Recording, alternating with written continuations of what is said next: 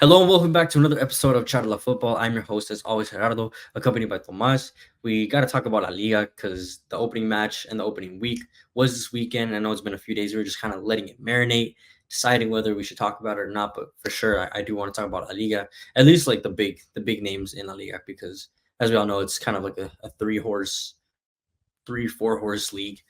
Um, but there were some obviously interesting things that went down in the transfer window. We're going to talk about that. Um, and then I want to talk about all the big games, Bilbao, Getafe. I want to talk about Barcelona, Valencia, Mallorca, Madrid, and then Villarreal, Atleti. So we'll get on all those matches, and then um, yeah, that's pretty much it. But before I get into it, make sure you guys follow Charla Football, follow Tomas, follow myself on our personal pages, and support your small creators because together we're gonna make it big. So please hit that like button, subscribe, and help a brother out over here. Help us out. But anyways, Tomas, before we get deep into it, how you doing, bro? Doing fine, bro. Just here chilling in the offices. Same old. Ready, ready to get into the podcast, bro. Really excited. Yeah, you don't look so excited. I'm just I'm just playing with you. No, honestly, it's exciting because I mean, there's a lot of La Liga that went down this week, bro. There's a lot of exciting stuff that went down. Athletic Club, Bilbao, um, versus Getafe was this weekend, and I know that's not like the biggest match that everybody sees. It's not the Barcelona, it's not Real Madrid, it's not um, Atleti. that's pretty much it. It's not those big boys, but I just want to talk about it just because it was the first match that opened up the La Liga weekend, and we have to talk about our Mexican boy Alex Padilla, who I'm praying and I'm manifesting that we'll get him on the pod one day. But yeah, I mean, we have to talk about him because he got the start, bro. 20 years old, Mexican goalkeeper. So I think he's like half Spanish, half Mexican, right? If I'm not mistaken. Yeah, I think his one of his parents are Mexican. I don't know which. Yeah. Or his mom. I don't know. Someone. I think it might be his mom. From what I heard from an interview, she's Mexican. But I loved when I was watching the game. The commentators kept like reiterating the fact that he's the Mexican goalkeeper. Like every time he would make a save or he would get on the ball, like oh, back to the Mexican goalkeeper Alex Padilla. Yeah, I mean, So well, he represents Mexico, so yeah. And I hope he stays like that. I know he still hasn't represented them at the what's it called? What's the word that I'm looking for, bro? I'm blanking out. like The national team, I guess, the top. national team, yeah, the top team. Yeah. So not just yet, but hopefully with everything that's going on, maybe they start taking a look at him. But like I said, he started the match over Unai Simon, who right now, I mean, it's understandable. He's injured. I think he's out for like 4 months. He got surgery after the Euros. And keep that in mind, bro. Unai Simon, who's the winner, the winning goalkeeper, starting goalkeeper for Spain at the Euros. But like I said, he is injured, so that makes complete sense that he's going to be out for some time, and it makes sense that Padilla comes in. But technically, Padilla is like the third string goalkeeper because even Julian Aguirre Zavala, I don't know if I butchered that, but his name is Aguirre Zavala. He's the second goalkeeper behind Unai Simon. I think he's been out on an injury too. He had like a triple lumbar fracture, and he barely returned today. Like I was researching, like well I always do before, and I saw that he finally came back into practice today. So I doubt that's going to impact Alex in any sort of way because he's the one that's been getting, I mean, all the playing time since the preseason. It's now the first game of the season, and we'll talk about his performance. But before we do get into the performance, I mean, I just want to talk about the match first. I mean, no Nico Williams, bro, which is a surprise. He didn't start the match. He did come in the second half, but I mean, do you feel like you really need him when you have a beautiful strike in the 27th minute by Sanset, who got Athletic Bilbao that first goal against Getafe? Getafe decided that under Bordolas, they're difficult to play against, bro. They love to agitate their opponents. They love to play like that Cholo Simeone type ball where they defend, they sit back, they make the game dirty and hard to play against, and that's just kind of what they did. But I would have loved to see Nico Williams, bro. But he didn't come on to like the last 25 minutes, where he really couldn't impact the game. I think like the last 20 minutes. So why do you feel like there's something that maybe Bilbao know that they're not trying to let him play just yet, or what do you think about that?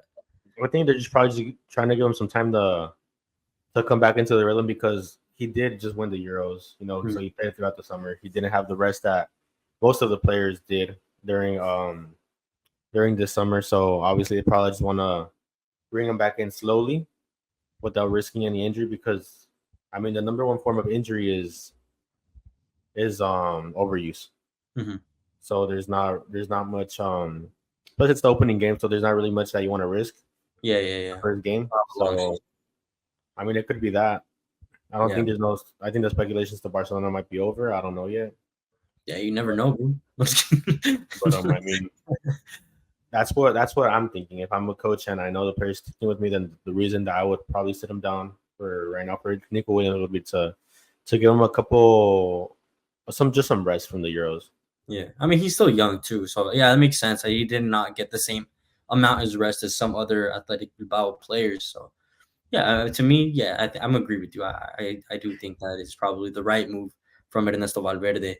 But like I said, they were up all the first half 1-0. They were playing good football. I think Getafe did have a shot off the bar, but a moment that I just really want to stamp, especially for Alex Padilla. Like I said, he's our Mexican goalkeeper, bro. So I mean, he's one to definitely watch out in the top 5 leagues. I think he's only the second Mexican goalkeeper to play in Europe behind Memo Ochoa. But I think he might be. because there's another one. There's no other one, bro. And I mean, I'm sure there's been. Raul Coutinho. Oh yeah, that's true. He played for Porto there, and he played for Greece. Wally, no, Oscar Wally, the two Chivas guys. They both Wally. Well, Wally was in their third division. Yeah, but Coutinho played in Porto B, and then he played a Champions League game. Yeah, I do remember now. So technically, I guess you can say he's like the third that started in the first division in Europe's top 5 leagues. So definitely he's one to watch out for. And like I said, I just really wanted to bring this up just because in the 51st minute, he comes up with like this heroic save, right? And that's one that's been all over La Liga. Athletic Bilbao even posted it. They interviewed him about the save right after, where he's 1-on-1 against Carles Aleñá. And keep in mind, it's still 1-0. So if they score that, they tie it. And he's through on goal, and he just makes himself big, like a goalkeeper's supposed to do. A chica, so he tries to get as close to the defender to the forward as possible, makes his body big, and comes up with the Emi Martinez 2022 World Cup-esque save, like something so similar to that, bro. And I mean, I think it was just incredible because at 20 years old to be doing that against Getafe, it's San Mamés, bro, in La Liga in the first match. Like, I mean, it's crazy to see because he's so young, but then also, I mean, it's incredible, honestly. Yeah, I mean, I seen the save. Obviously, I seen it like 2 to 3 times over TikTok, and then just people reposting it. But there's no reason this player shouldn't be in the convocatoria for the 28, 25. At least to give him a look, like check him out. Like, I understand some people are saying like, oh, give him some more time, like maybe a run of games in the first division, like 4, 5, 6 games. And I think realistically he will, because this, like I said, the second string goalkeeper, Julian Aguirre Zavala, he's barely coming back, and he's not going to be in form. He's been out for over a month now. But he's going to be gone for some time still. The thing, like thinking as La Selección Mexicana, you have to get him in. You have to get him into a competitive tournament. If not, he can go play for Spain. He still has that option. Definitely. So I mean, the thing is that these types of players don't come so often for the Mexican national team. Mm-hmm. So they really need to jump on the opportunity when they get it, and this is the opportunity, and they need to take it. I mean, what other Mexican keeper is starting in Europe and making good saves? Mm-hmm. Nobody right now. Nobody else besides Alex Padilla. So you gotta applaud him for that. Unfortunately, he did get scored on in the last 25 minutes of the match. There was a corner for Getafe. Cristantus Uche, who's the Nigerian striker. He made his debut, only 21 years old, for Getafe. He gets up at the first post, heads the ball into the second post. So, I mean, not much that a goalkeeper really can do, because, I mean, he's focused on the first post, and it's like kind of far for him to reach. And I mean, really, no goalkeeper, I don't think, would have saved that, or unless he was like prime Neuer or prime Buffon or Casillas. But I mean, for a 20-year-old goalkeeper, like I said, a good showing. It was a disappointing result overall for Bilbao, because you're opening up in your home territory that is so difficult to play against, bro. To play in San Mamés, because you have like a sold-out crowd every single time. and it's such an intimidating atmosphere. But Alex Padilla, I mean, he held his own, and I think he's probably the lo más rescatable from what happened pretty much in that game. Yeah, I mean, just keeping the goal. I mean, sorry, so saving off the goal, but he does very well throughout the game. I mean, and he plays good with his feet. I like how he does with his feet. That's probably one of the reasons that Lilini wanted to pick him up, because he's very well with his feet. Mm-hmm. But just thinking about it as a representative from the Selección Mexicana, why have we not called him up yet? Yeah, I know he's been at the U23 level, but I mean, bro, like, why are you gonna hold him back from playing with the national team? I mean, we see like kids like Donnarumma when he was like breaking out at Milan, and he was already starting for Milan, and then he was starting to get called up to the Italian national team, and now he's what, like 25, 26, and he has years on his belt, years of experience. He has a Euro Cup on his belt, and he's probably one of the best goalkeepers in the world. Yeah, I mean, it has to be something similar. You have to want this player, but it's like Mexico acts like they have so many options, but they need to really go after them. They really need to pursue them, because I mean, this guy could very well say, you know what, I'm doing good in La Liga. I like living in Spain and play for the Spanish national team. And he's always gonna have the option as long as he hasn't debuted for Mexico yet. In a competitive tournament. Yeah. Yeah, definitely. But yeah, so that kind of wraps up the first match, the opening match, and there was other results as well. But I would just really want to focus in on the very important results in the big clubs, obviously Barcelona, Madrid, and Atletico Madrid, who are the ones that are going to be forerunning for this La Liga title. So hopefully we can get a good title run, because a lot of people think Madrid is going to be the one to just run off with it, given all their transfers. But Atletico Madrid had a wonderful transfer window. Barcelona, honestly, that if I could give them a negative rating on the transfer window, I probably would, because we'll talk about everything there. But Barcelona on the day, 2-1 result against Valencia at Mestalla, which we all know Mestalla is a very difficult place to go to for any team. But they have been going through kind of like a transition phase, similar to what Barcelona are doing, where ownership problems are key on what's going on at the club. So they have to rely on a lot of the academy products, a lot of youth.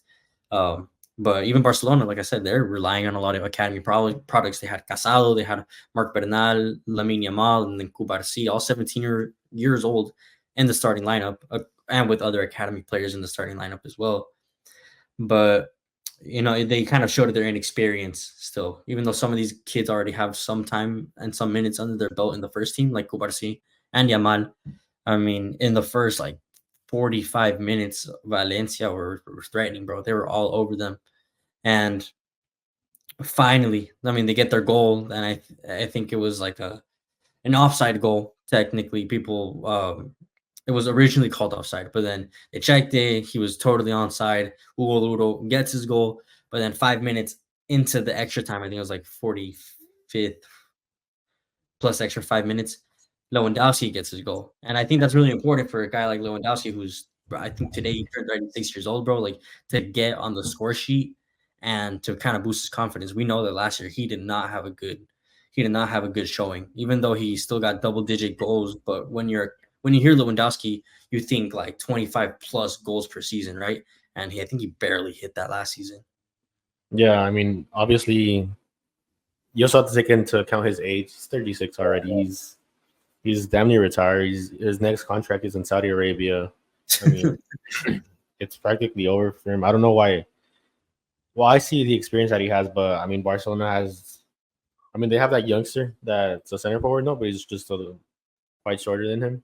Mm-hmm. But they have two good youngsters. I mean, they have the Brazilian guy, Vitor Roque, that they brought in from I forgot what Brazilian team, but they paid a hefty amount for him, bro, to bring him in early, like 40 million euros to bring him in the winter transfer market. And to hear that they're thinking about selling him already? Yeah, I mean, I think it was finally official today that they're gonna loan him out to Real Betis. But it's like, why would you do that? Like, what if Lewandowski hurt or he's not having a good run of games? Like, you definitely could use a striker who's young, energetic, and then same thing with Casado too. I mean, not Casado. Who's the other kid? Pau Victor. Pau Victor. He's a striker. He's not a winger. So it could have been perfect to have him up in the mix. Yeah, I mean, the thing with Vitor Roque is that Barca haven't given him a real chance. You know, they haven't given him a full season or even the majority of a season to see how he would react to it. Mhm. They've given him a decent amount of playing time for a youngster, but they haven't really given him a real chance to prove to what he is. I mean, Mhm. you look at Vinny Jr. when he first got to Real Madrid, he was terrible. I mean, he was the Took him. worst player we ever saw. I mean, I remember the memes in 2018, 2019 about him. It took him like at least 2 to 3 years to fully like gain that experience. Yeah, I mean, that's what happens. And the fact that Barca gives up on their players so quickly is just that. I mean, that's not even the only thing that's wrong with Barcelona. There's a lot of things, but one definitely has to be the mentality and how they treat their players. Mhm. Because I mean, Gundogan stays for 1 year, and this contract was for what, like 2 to 3, or how long was it? I think he had at least a 2-year contract. But wait, before we get into that, I wanted to say that kind of towards the end of this Barcelona segment because I still want to talk about just kind of what happened in the game. But I mean, we're going to talk about all like the mess regarding Barcelona too. Oh, I mean, 1-1, right? Second half starts. Rafinha gets on the end of a ball from Ferran Torres, and then the defender just wasn't prepared for him to like anticipate him because Rafinha gets right in front of the defender, kicks him, penalty. Lewandowski gets his second goal, and it's a good look for Lewandowski getting 2 goals on the day. But um, I mean, we'll see how consistent he can be up front. But now going back to what you were saying, going back to Gundogan, and then we're talking about the likes of Dani Olmo, who this whole Gundogan deal is going around, right? Because they cannot register Dani Olmo. The 60 million euro. My bad, guys. I thought I had a little technical difficulty, but like I was saying, this whole Gundogan deal is revolving Dani Olmo. Pretty much, like the whole reason they're trying to get rid of him is to get rid of his wages because they still cannot register Dani Olmo. Their 60 million euro signing, their big signing this transfer window. And also, you have to keep in mind that they have so many other midfielders. I think an aging Gundogan is probably on the wages that he's on. Is probably just one that they're trying to get rid of. But like, I don't understand that either because if that's the case, why don't you get rid of your oldest player in Lewandowski, who's making more money than Gundogan? Yeah, I mean, it doesn't make sense. They're not consistent with what their manager says, and it's just a whole mess because, first of all, Hansi Flick in the summer says he doesn't want any more midfielders because he feels that they have enough. Now Mm-hmm. it seems like Barcelona, with their style, they produce many midfielders, and they go out and buy Dani Olmo. Now he says he wants to keep Gundogan, and they go out and sell him. So it's just so many inconsistencies. It's clear that Hansi Flick is not in charge of what players he's going to get this summer. Mm-hmm. It's clear that he has no backing at all. It's clear that everything that he's able to do with his team is based off his own merit. This board at Barcelona is not helping him at all. He's not giving him the players that he wants. He's not receiving any support from this board. They're really just doing what they want to do, Yeah. No, which is I only I completely agree, bro. Because it's just a mess. It's an unfortunate mess. Because I mean, it's honestly disrespectful too when you think of a player like Gundogan, who's won important things, especially in club football. You're talking about the Champions League recently, and he was the captain of that team, the Manchester City team yeah. uh, that won their first Champions League. So he left on a free to Barcelona. He was happy to go to Barcelona. I mean, a lot of people are happy to go to Barcelona. It's a beautiful city. It is a historic club. It is a great club, but there is the truth of the matter is that they are going through an incredible crisis. And maybe they try to play it off like it's not that big of a deal. But at the end of the day, I mean, it starts to seep through, and you see these little things that maybe they try to play it off with other headlines like the trying to bring in Rafael Leao, which is impossible. They're trying to hide, Yeah. trying to like trying to like fool people pretty much. Like, no, no, no, it's actually not as bad as it seems. But no, like when you have a player like Gundogan who's only been there for a year, that had a contract for more, leaving after basically serving a dude just a 1 year sentence at Barcelona. Because like he went there, he got good playing time. He was probably one of Barcelona's best players last season. I think he had like 18 goal contributions, like goals and assists. So I mean, he was up there, 14 assists, and I think that was like his best season in assists like ever. Yeah, So to that at Barcelona, and then now the club are like, you know what? Can you please leave? We want another player who's just a little younger. I mean, you can debate whether he's better than Gundogan or not, I mean but he's not. He's not right now because he doesn't have the experience. I mean, you mhm. see how much this Mayfield improved with just adding Gundogan into it. They made it to quarterfinals. They were on the verge of advancing to a semifinal for the first time in a long time. I mean, since Messi was there, 2019, I think, no, 2020. But either way, you see that he brought the experience that helps you Mhm. in these games like this, where you're playing for the death. And I mean, ultimately, they say that there was a fallout with the team because of his comments on prior. I mean, post game. But that's so dumb, bro. Like, how are you gonna get mad at such a legendary player, honestly, for City specifically, who's, I mean, he has so much experience under his belt, who wants to be a leader for the young guys in the club, and then you're gonna get upset with him for telling the truth. I mean, that's a little unfair, That's right? the thing with Barcelona. It feels like there's no self criticism. Like there's no self realization that this team is one of the worst teams that they've had in their history. Hmm. It's one of the worst moments they've ever lived. It's one of the one of the most spineless teams I've ever seen in my life. I mean, they have nothing that holds them up. They they get mad when you tell them something. I mean, there's a fallout because a player is honest with you. How is that going to shape you up Yeah, to be able to overcome tough seasons? Because that although the last season was difficult, there were worse seasons. And yeah, this is because just one of the worst moments of Barcelona. always tried to challenge for the title. They were in the best 8 in the Champions League. In the Copa del Rey, I mean, they got knocked out pretty early, I think like quarters or semifinals. But I don't know, just kind of wrapping things up. I think it's a good idea for Gundogan. Like, if the club doesn't want you, then I mean, fine, like just leave. And as we all know, I think it was confirmed today, Man City and Fabrizio Romano finally got that. Here we go, and he's gonna be going back to Manchester City. Maybe, who knows, for like a year or two. I mean, he still has. I think he has at least like 2 solid years under his belt to play at the highest level. So he's 33 years old. So he's gonna go back to City. I think it's a good move for him. It's a place where he's already familiar. He's gonna get paid well, treated well. He's gonna be playing at the most competitive league and playing in the like for everything. Unlike in Barcelona, it's still just like a mess.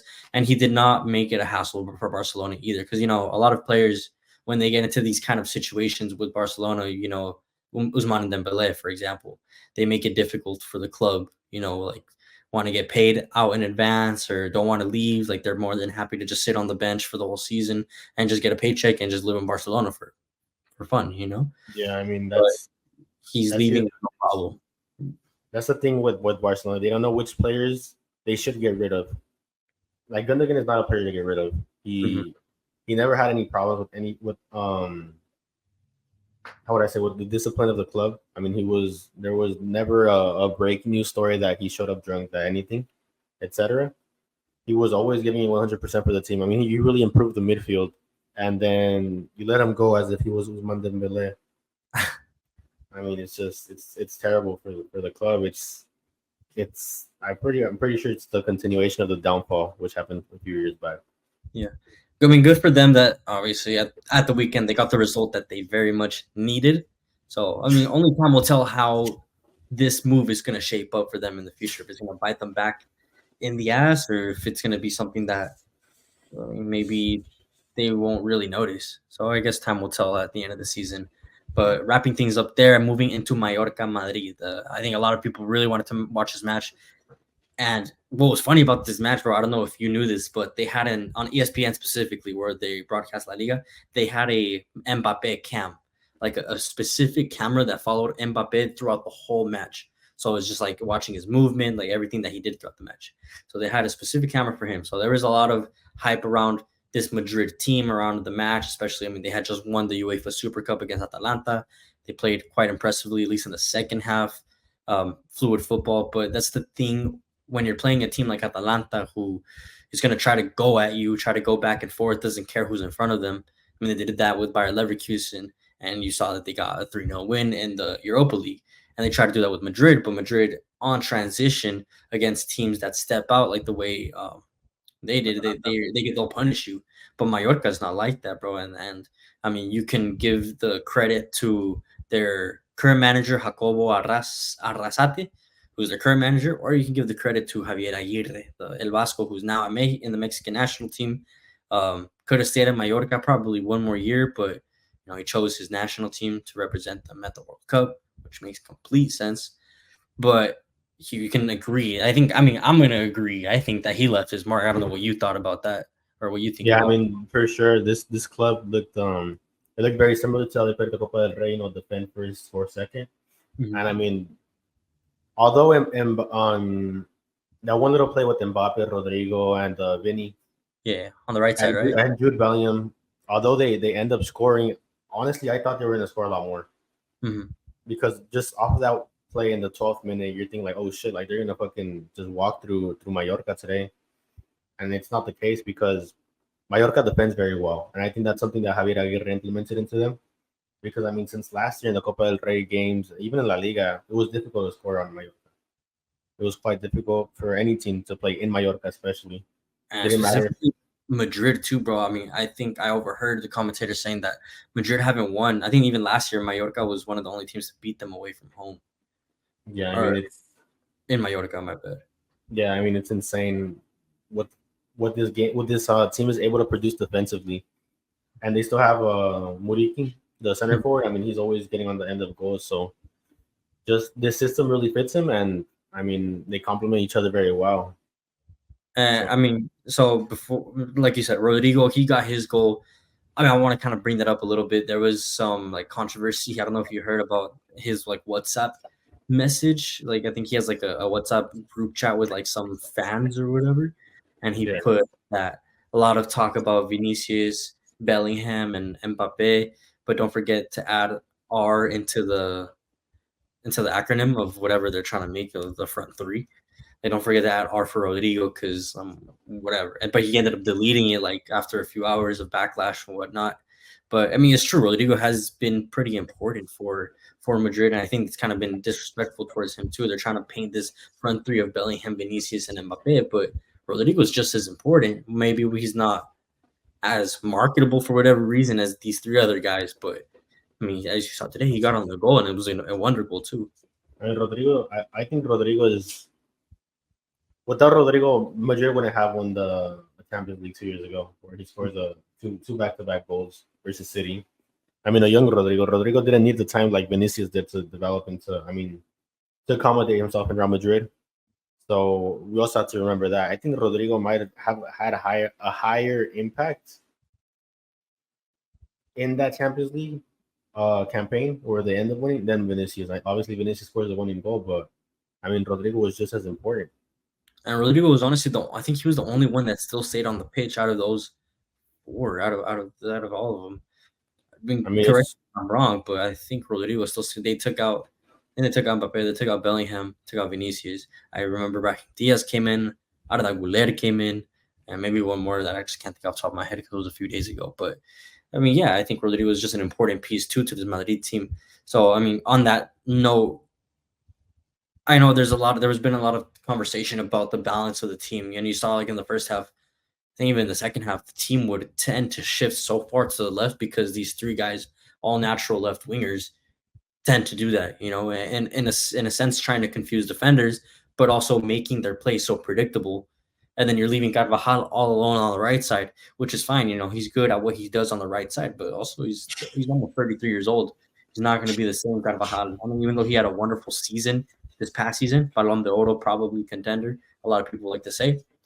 But, I mean, he's going to need some help on that right side, definitely.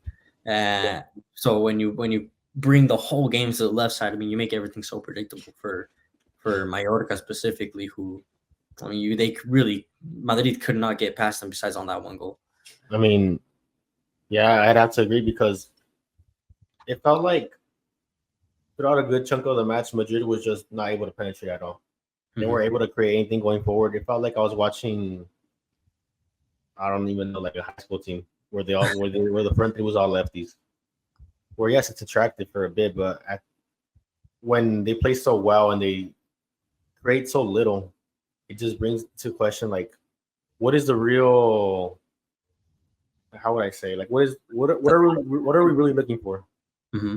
What is Madrid really looking, to get to win possession or to score goals? Because the history of Madrid was you could beat us in possession, but we'll win the game eventually, Mm-hmm. or that whatever the case is.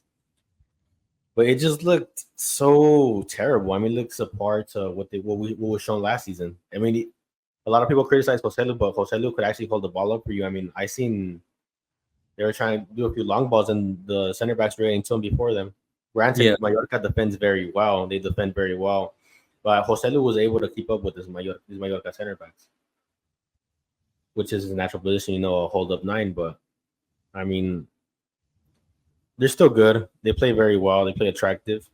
Mallorca defends very well, so it's kind of, I mean, impenetrable object meets unstoppable force. So it's we just have to see how this will play out, because this is Mbappe's second game with Madrid. Yeah. I mean, he's already scored a goal with them. So I mean, if he could score on Atalanta, I'm pretty sure he could score on at least 2/3 of La Liga. Definitely, for sure. I just think it is going to be difficult, like you said, just because when you're coming in against low blocks, like we saw with Mallorca, and then it's honestly going to be like that with most of the mid-table to lower-table teams in La Liga. Betis. They're all going to be like sitting back, and especially after watching this Mallorca team and how they played against Madrid, they're going to be like, you know what? Let's just sit back, let them come at us, and then we'll hit them on the counter instead of letting them hit us on the counter, because we already know Madrid are so dangerous on the counter. So late in the game, Mallorca created a few counters, which could have led they to could have goal. won the game. They could have won the game. That game. So I mean, yeah, all those mid-table teams are gonna replicate that style and try to beat on Madrid like that. I think it's gonna be. I mean, all right. Let's ask this question real quick. Do you feel like Madrid can win La Liga this year? I don't think they've ever won back-to-back La Ligas, or it's been like years since they have. I'd have to double check that stat, but I mean, recently they've never done it. Recently, I think it's gonna be difficult this year because it feels like a brand new team.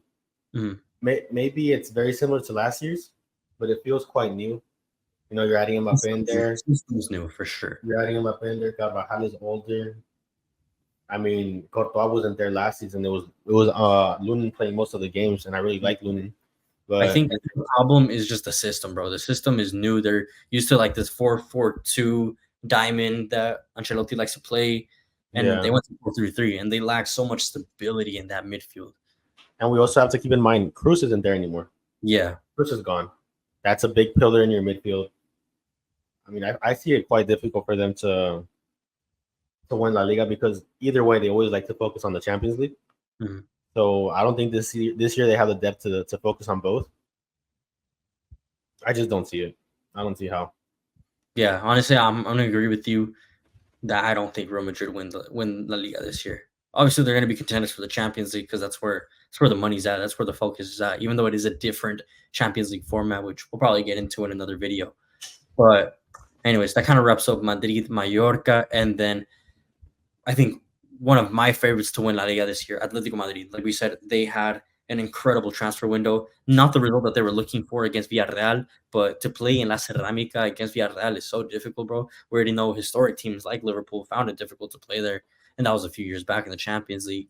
Now, this is a different Villarreal team, but with some similar faces. Gerard Moreno, Danjuma, who made his comeback to Villarreal, Dani Parejo, and they look interesting. I mean, I think they recovered Yeremy Pino on the right wing as well, and it was an exciting game, probably the game of the weekend, a 2-2 draw. So there was goals on both sides, and I mean, an impressive match on both sides, but for players specifically, and I think I know who I'm talking about, or who I'm trying to bring up, and that's Sorloth, who scored against his former team, bro. Yeah, I mean, he's a proper 9. He holds the ball up very well. It really surprised me because I'm gonna be honest. I've seen him score a couple of goals in La Liga, a couple of goals of the week, but I had not seen how would I say in depth. Like I had not watched the game and seen, oh, how good is the striker? And just watching him for 15 minutes, I was quite impressed with the way he's able to bring the ball down. I mean, he did score in those 15 minutes that I was watching. So obviously that left a good how would I say, a good kind of memory of him, of watching that game. But he's pretty good, and I'm gonna be quite frank. Julian Araujo is not taking his position. Julian Araujo or Alvarez? I mean, Julian Alvarez, my bad. Julian Yeah. Alvarez is not taking his position. He's not. Sorloth is a proper striker, tall, big, strong, holds the ball down. I mean, Julian Alvarez is about 5'9". He's not going to compete for his position. If anything, he'd be competing with Griezmann, and Griezmann is aging, so that would be a good transition in 2 to 3 years. But I mean, Julian Alvarez would just be back to what he left at Man City. Yeah, and playing under a Norwegian striker. Not only that, now you're playing under a French legend as well, because that's what Griezmann is. He's a World Cup winner, World Cup finalist, more in the more recent times. But I mean, at the end of the day, it's going to be difficult to break into that front line, because I mean, Diego Simeone really only likes to play with 2 center forwards, maybe one forward, and then one false 9, which is what Griezmann does sometimes. And I mean, it's going to be hard for him to have a difficult game where he's playing, let's say, I don't know, let's say he plays let's say he sees Liverpool in quarterfinals of the Champions League. He's obviously going to want to go with Griezmann over Julian Alvarez, because he knows Griezmann more. He knows that Griezmann can get the job done, and he knows how good Griezmann is. And Julian Alvarez, although he has proven himself at City, he's very rarely started a big game like that. Yeah, most of the important matches, as we all know, that's the reason he left City, because he wasn't getting those important matches. Even though he had a wonderful season, and I think at 23, 24 years old, he's really won everything that you can in football. He's won the World Cup, he's won Champions League, he's won the Premier League, he's won everything that you can do.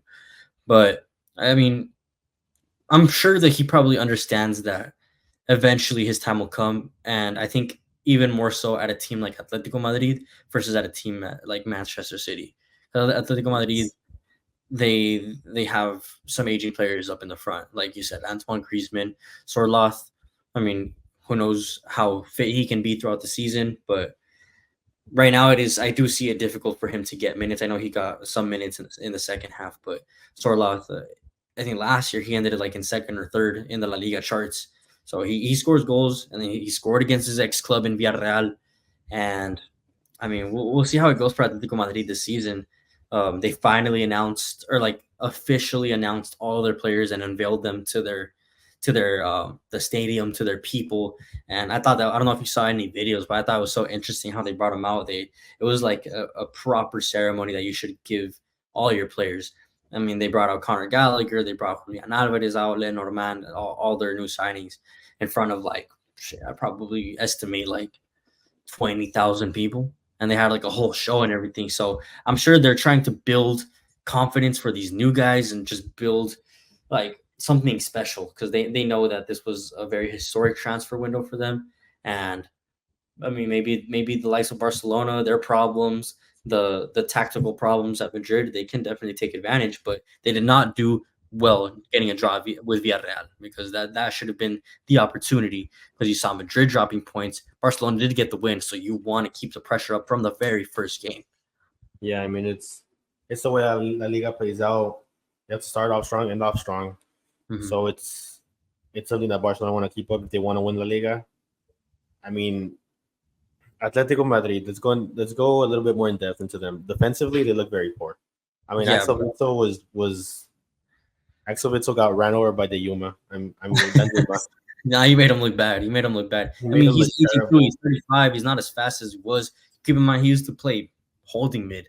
Now he's dropping in at center back, so he doesn't have the same legs that he had when he was 25, 26 years old. I mean, there's a saying in Sunday League where, like, you let the youngsters play forward. The age is big, you put them at winger because they're better now. The age is a bit more, you have them at holding mid. I mean, they're too old, you put them at center back.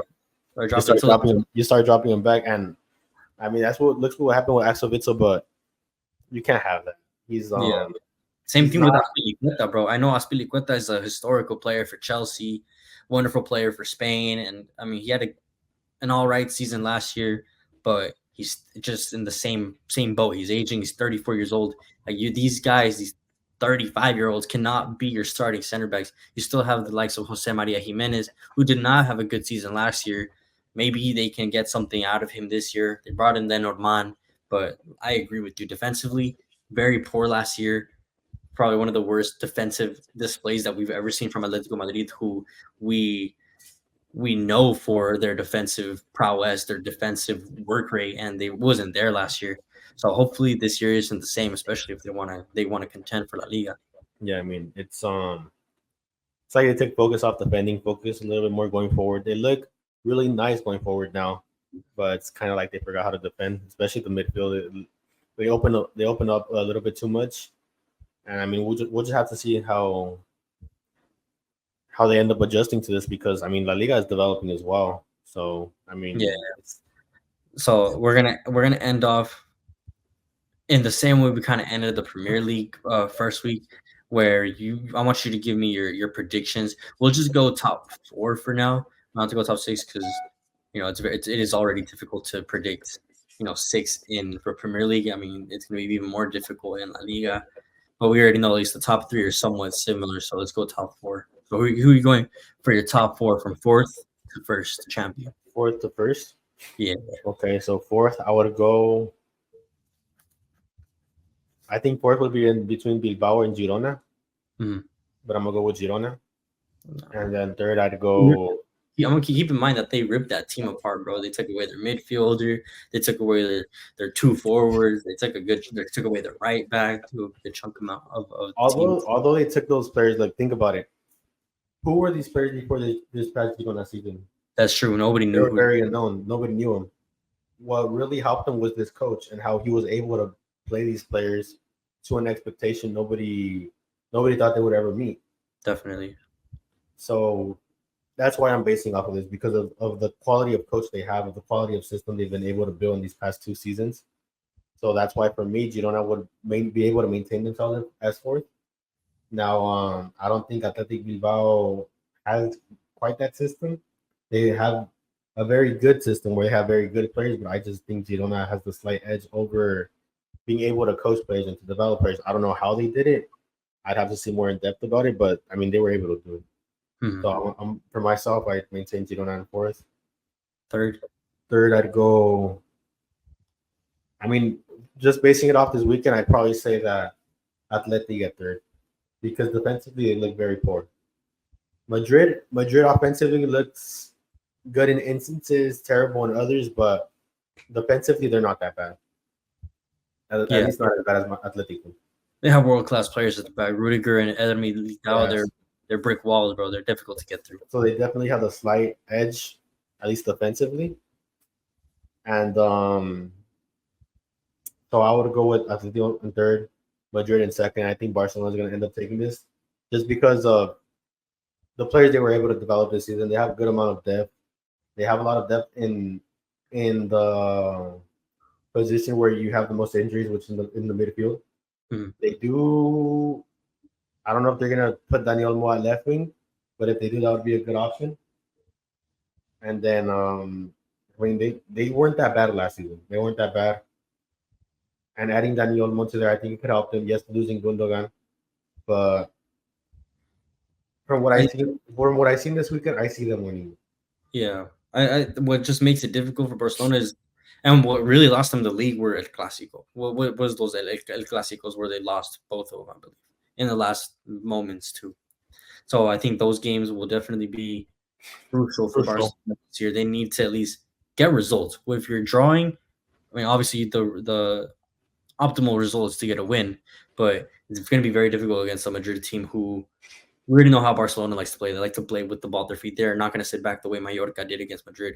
So, and if you lose the ball, which is very possible with this Barcelona attack, Madrid are going to hit you on the counter like no problem. So, I mean, for my predictions for fourth, I think it is between Girona and Bilbao. I think I'm going to slightly edge it to Bilbao only because Girona did get Champions League football, so they're going to be focusing on other competition as well, and they're going to be that might hit them in confidence too, depending on how they how they do in the Champions League. I think Bilbao are going to end in fourth only because Girona are going to be so focused on European competition, trying to do well in there. And if they do not do well, I mean, we already know that can definitely hurt teams confidence-wise. So I'm going to slightly edge it to Bilbao because they're going to be focused on La Liga. And then they have to make the best out of Nico Williams possible last season if he doesn't go to a big club by next summer. So I think they're gonna definitely try to give him Champions League football to try to make him stay.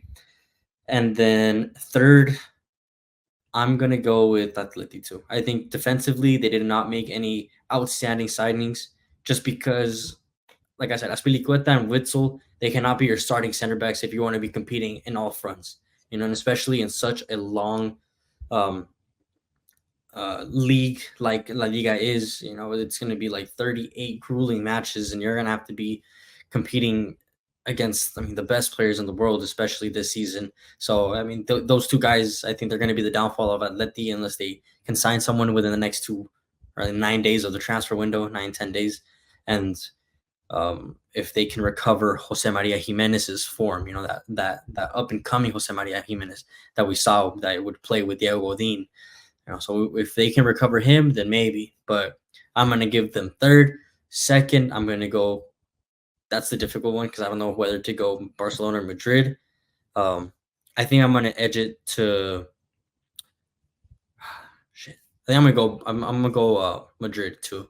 And I try to make it different because I don't want to sound like we have the same predictions, but I think it's going to be a new phase for Madrid.